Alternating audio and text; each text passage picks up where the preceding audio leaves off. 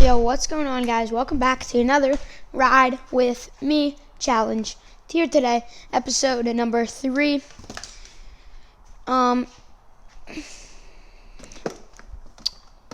Yeah, this is actually pretty cool. I've been having a lot of fun.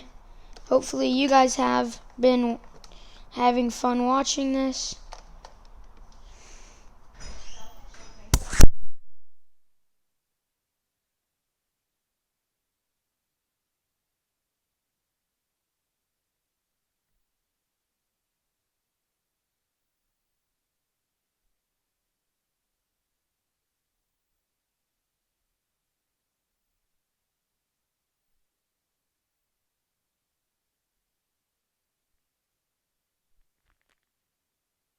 Alright, guys, my bike is being weird.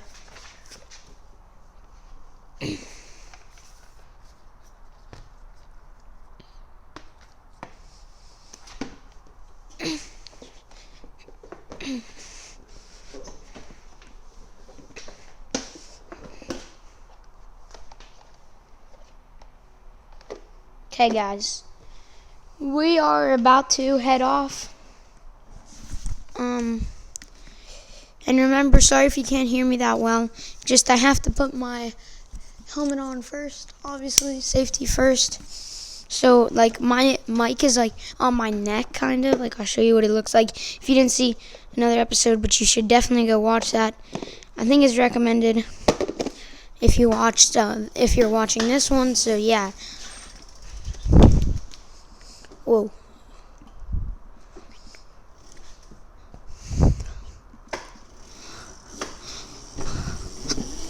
Alright, guys, we are off. So, last episode we talked about what to do when you're adept in 25 suggestions. Now, you guys don't have to listen to me. Probably most of you won't. I'm only 11. But if you did listen to me, thank you so much. Because I tried my best. I hope you know that I tried my best. I'm just 11. And I know a thing or two about, like, real estate and everything. So you can talk to me about it. Just, like, let me know. I could give you advice on buying a house, if it's a good deal, good down payment, what, like, your salary. Yeah, like, just all that. Comment on my videos if you need help, like, with that. But, yeah,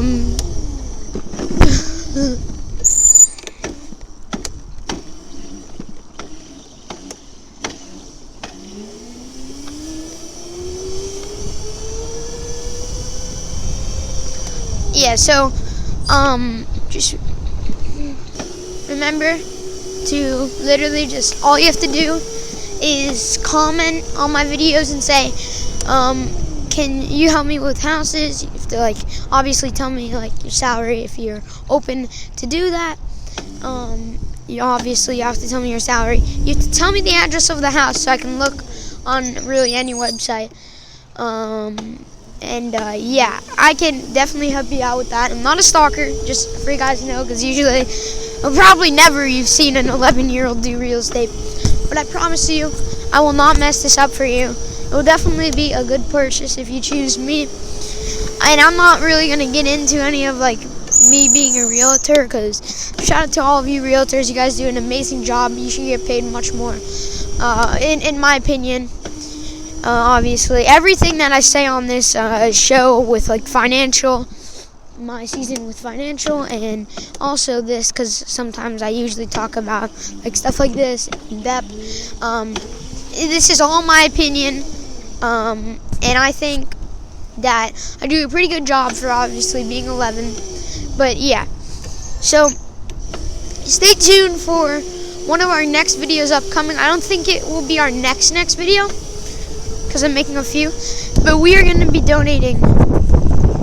Oh wait, I'm not going to say this because Rock is watching this video. So yeah, so yeah, I'm just gonna not say anything. But yeah, obviously, like, if you're buying a house, this is a stupid decision in my opinion. I guess I've said that clearly enough times. My opinion, guys. If you're buying a $1 million house and your salary is $100,000, that is not a good deal at all. You know why? Because it's going to be hard. It's going to be real hard to afford that house, and at some point you're going to have to pay it off, and that will be at least 10 years just to pay off one house. So obviously, like I talked about it in the financial episode too. Make sure to go check out that. I talked about it, but yeah, I'm just like trying to tell you that 100,000, like if you're making 100,000 a year, probably the best house for you would, because this is my opinion. If you have like 8 kids, go right ahead and buy a $1 million house. But this is all my opinion. That'd be hard to afford. 100,000 salary, I'd recommend like probably 250,000 to 500,000 on a house, and it all depends really, because you could buy a $70,000 house if you don't have any kids and you just need one bedroom, but you could also buy like a $300,000 house that has like 3 bedrooms, which is kind of crappy, but like it's like you can live in it, and yeah.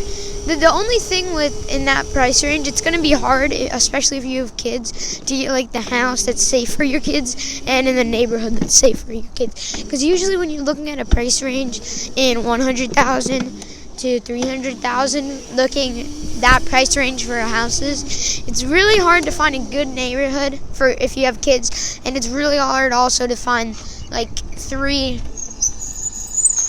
4 bedrooms. 2 bedrooms should be really easy, but I mean, it'd probably be hard if you have like 3 kids, especially they just wouldn't be able to like have sleepovers, and I'm just like asking, would you really want that for your kids? But also, it's not really, would you really want that for your kids? Because like obviously it's all you can afford. It's your salary basically. So yeah, this one is going to be a longer one actually, because I want to go through a few things about real estate. Obviously, I've marked off a few things about this, but I just want to say, if you a realtor is a really nice job actually, in my opinion. I've never been one, obviously, because I'm 11. You keep saying that, but it's like a nice job because you make a decent amount of money, like a very decent amount of money. I think you make like just the average salary. You make like 100,000 to 500,000. Very nice job. You get to go look at all the houses if they're from $1 million to $8 million to 400,000 to 800,000 to 100,000 to 250,000. You're always gonna get to look at the houses. And for me, I've always been and my parents call me special for this. I've always been a kid that's been into real estate. So like tell me one other kid that's into real estate actually. I just love going through looking at houses. You know, it's really fun for me. I don't know why. It just brings out the joy in me, honestly. And that's personally what I think. So here's what I'm thinking. A lot of people say like if you're making 25 million, if say this.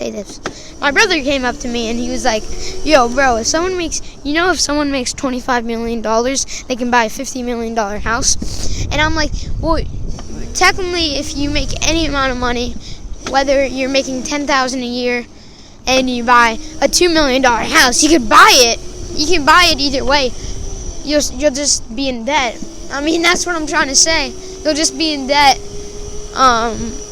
But yeah, you'll just be in debt is basically what I'm trying to say. So you can like $25 million contract could be, you could buy like a $500 million house, but that'd be hard to afford. Obviously, you probably wouldn't be in debt, but it'd be really hard to afford, especially if you want to buy those things.